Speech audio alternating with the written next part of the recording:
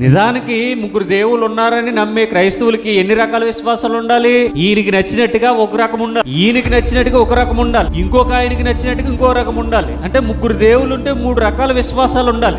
ఒక దేవుడు ఉంటే ఒకటే విశ్వాసం ఉండాలి. మరి బైబిల్ 3 విశ్వాసాలు ఉన్నాయని చెప్తుందా, ఒకటే విశ్వాసం అని చెప్తుందా? విశ్వాసం ఎన్ని రకాలట ఒకసారి తీయండి. శరీరం ఒకటేనట, ఆత్మ కూడా ఒకటేనట. ఆ ప్రకారమే మీ పిలుపు విషయమై ఒకటే నిరీక్షణ యందుండుటకు పిలువబడితిరి. మీ పిలుపు విషయమై ఒకటే నిరీక్షణ యందుండుటకు పిలువబడితివి. క్రైస్తవ్యాన్ని పిలిచినటువంటి కోరుకున్నటువంటి దేవుడు ఎన్ని విశ్వాసాల్లోనికి రావాలని కోరుకున్నాడట, ఏ నిరీక్షణలోనికి రావాలని కోరుకున్నాడట? ఒక్కటే నిరీక్షణ యందుండుటకు పిలువబడితే. దేవుడు ఎందుకు పిలిచాడట?